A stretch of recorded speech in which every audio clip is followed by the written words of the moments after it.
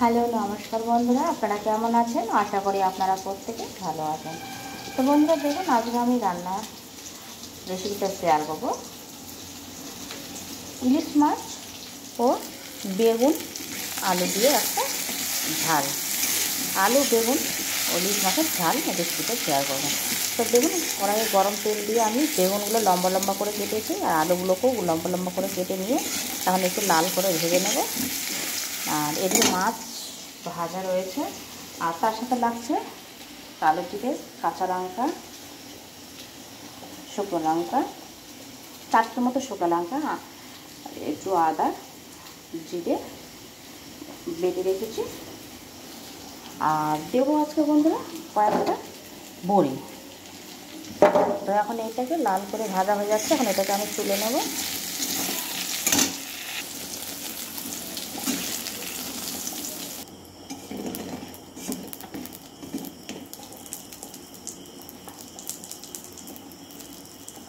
দিয়ে দেবো তেল, দিয়ে দেবো শুকনো লঙ্কা, দিয়ে দেবো কালো জিরে, দিয়ে দেবো কাঁচা লঙ্কা,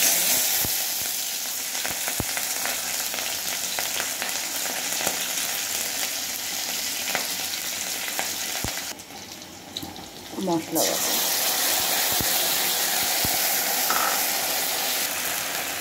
হলুদ গুঁড়ো, নুন, একটা টমেটো,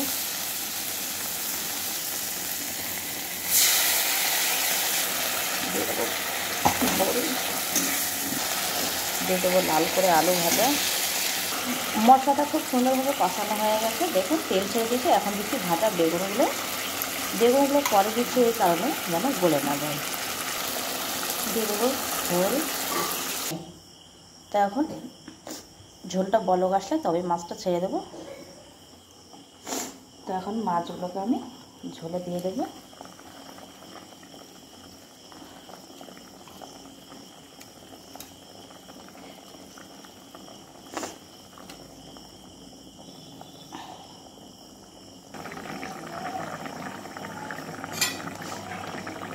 তো দেখুন বন্ধুরা, বড়িটা খুব সুন্দরভাবে একদম দেখুন এই যে নরম তুলতুলে হয়ে গেছে।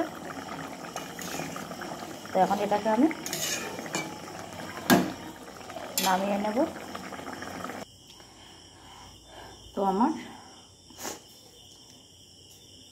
আলু বেগুন ও বড়ি দিয়ে ইলিশ মাছের তেলের ঝালটা পুরো কমপ্লিট হয়ে গেছে। তো আপনারা অবশ্যই লাইক, কমেন্ট, শেয়ার, সাবস্ক্রাইব করবেন। আর আজকের মতো টাটা। আপনারা প্রত্যেকে ভালো থাকবেন। টাটা।